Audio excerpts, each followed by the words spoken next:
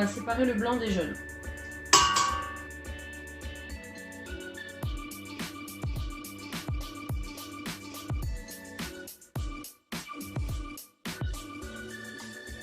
On n'oublie pas la petite pincée de sel. Et on y va.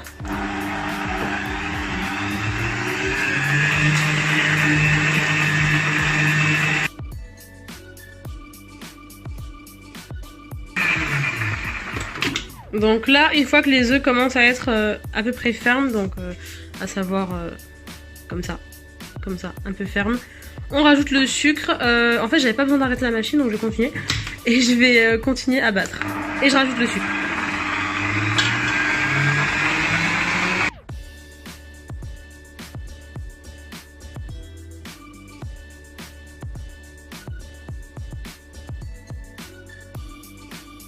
On attend que ça prenne encore une consistance plus ferme.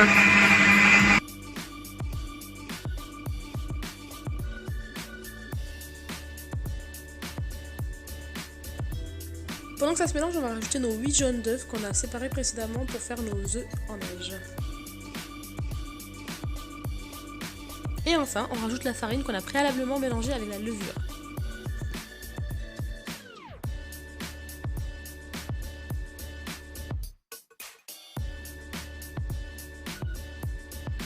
On va ensuite rajouter 3 cuillères à soupe de cacao en poudre. Alors là, c'est en fonction de votre convenance. Si vous voulez que ce soit plus cacao, vous rajoutez du cacao. Si vous voulez moins, ben vous en rajoutez moins.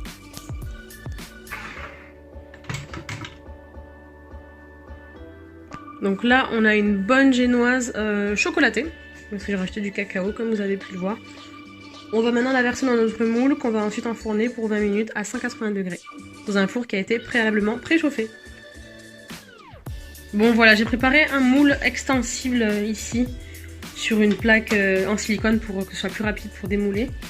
Donc on a pris un moule assez grand et carré pour pouvoir reproduire la forme du gâteau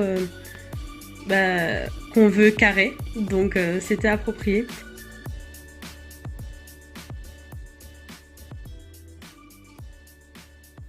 C'est parti pour 20 minutes dans un four à 180 degrés. Alors voilà, la génoise, elle est cuite. Vous avez vu, ça a un peu débordé de partout. On va la sortir du four, la laisser reposer avant de procéder à la suite de la suite.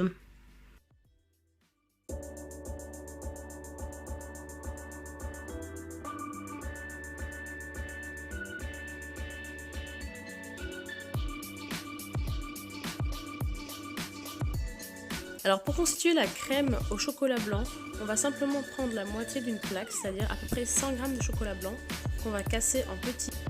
On va mettre à bouillir la moitié de notre crème fleurette et rajouter un tout petit peu ensuite de sucre glace dans nos carrés de chocolat blanc.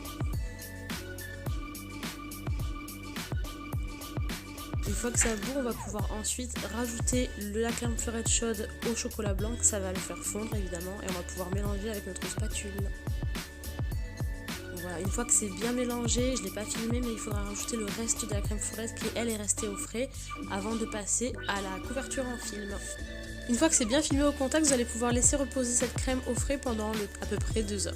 Après ça, vous la chargerez dans votre siphon pour faire une super chantilly.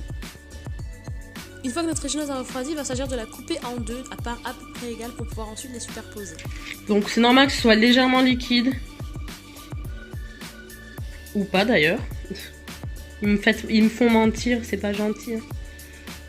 Bon bah du coup ça a fait une chantilly. À croire que j'avais pas mis assez d'azote la première fois. Donc là on met notre chantilly au chocolat au lait, au chocolat blanc pardon. Et puis on va pouvoir placer ça sur ça.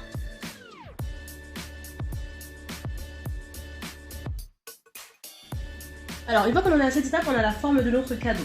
On va simplement venir ici. Donc j'ai pas d'emporte-pièce, donc je fais avec ce que j'ai. Je prends un truc de cette dimension-là à peu près, que je place au centre de mon gâteau. Et avec un couteau à pain, je vais venir simplement sur la forme du rond.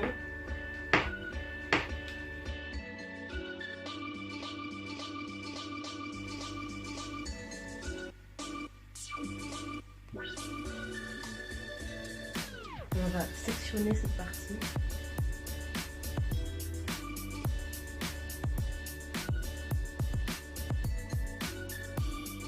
là on se retrouve avec un beau trou au milieu de notre gâteau. On va pouvoir le remplir de friandises. Donc moi j'ai pris des boules soufflées au chocolat et des Smarties.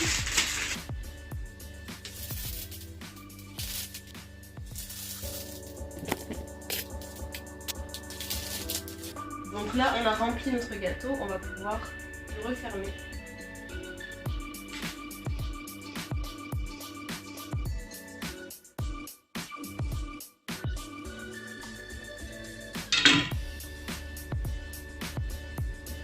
Ni vu ni connu. Bon, quand on est à cette étape là, on a quasiment fini le gâteau, il suffit juste de simplement faire le paquet cadeau en fait. Je vais me servir de cette pâte à sucre, donc l'emballage principal sera rouge. Et on va faire les ficelles de notre cadeau avec de la pâte d'amande de couleur jaune. C'est parti.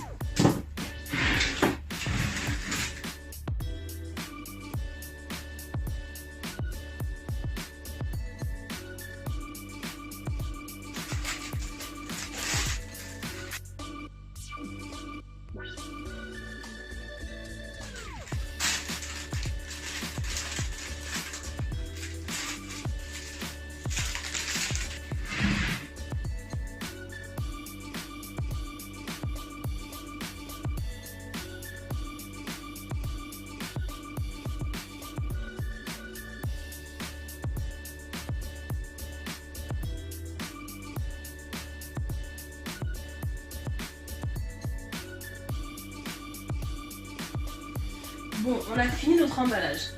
Ça pourrait être mieux, un peu plus précis, mais voilà, n'oubliez pas que c'est du fait maison, donc on s'adapte. Maintenant, on va simplement faire notre ruban. Donc moi, j'ai choisi la couleur jaune, et cette fois-ci, ce n'est pas de la pâte de sucre, c'est de la pâte d'amande. On va tout simplement, pareil, la rouler, faire des formes et faire notre petit nœud.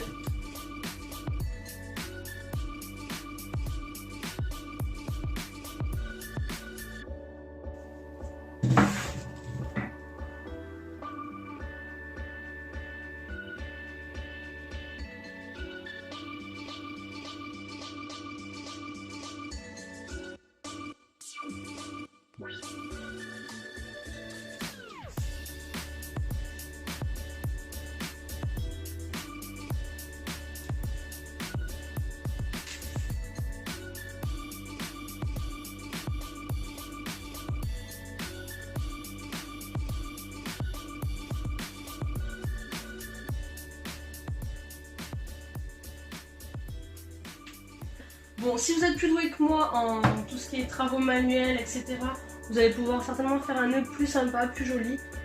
Là, voilà mon résultat final. Pour décorer encore un petit peu plus et pour pousser encore plus loin la fantasy de Noël, je rajoute des paillettes alimentaires. Donc, du coup, les miennes, elles sont dorées.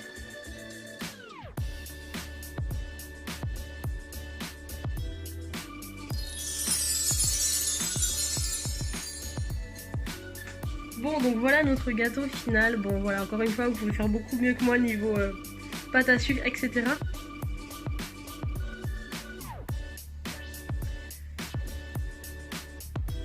On va maintenant l'ouvrir et révéler l'intérieur du gâteau.